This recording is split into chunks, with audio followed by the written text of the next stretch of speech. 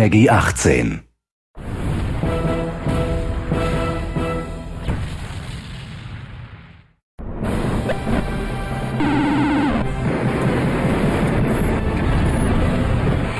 People are turning into monsters!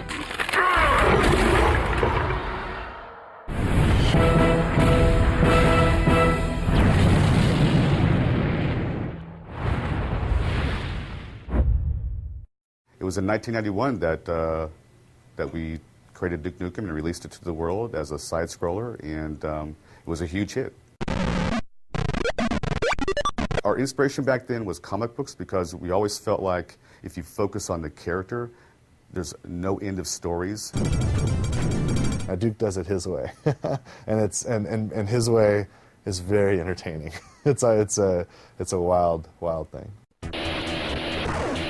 The original name for the game was actually called Heavy Metal, and the idea was to have sort of an anti-hero who was very much sort of a renegade in society and sort of, an ex-military guy who went rogue.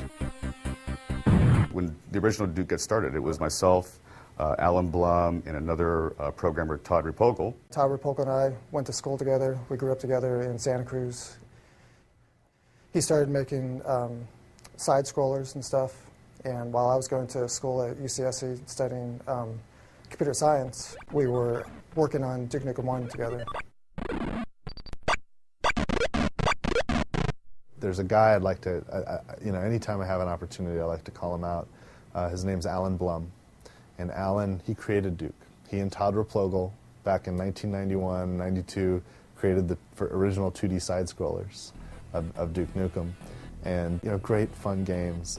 And he's the one guy that from the very first moment of Duke existing all the way through till today has been involved in the Duke projects. It's very childish, so it doesn't take itself seriously, It's, instead of trying to fit a formula or trying to do certain things, it just does stuff you want to do.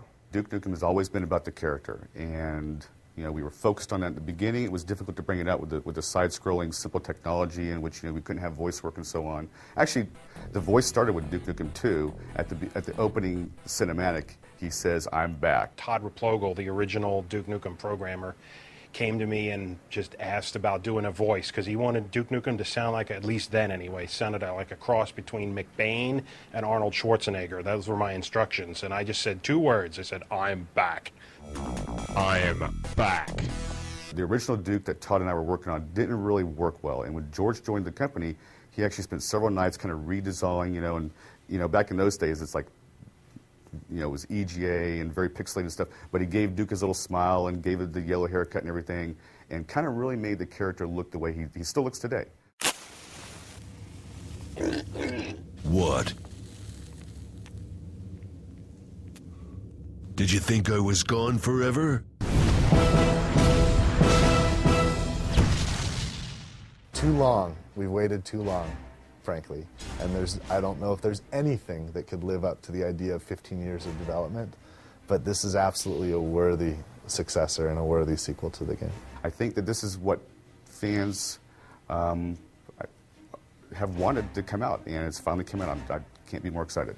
If you're a Duke fan, and especially you're one of the fans that hang out on the 3D Realms forums for all that time, refusing to give up, refusing to, give in to the naysayers or whatnot, you're going to have a blast with this because it is a hell of a lot of fun.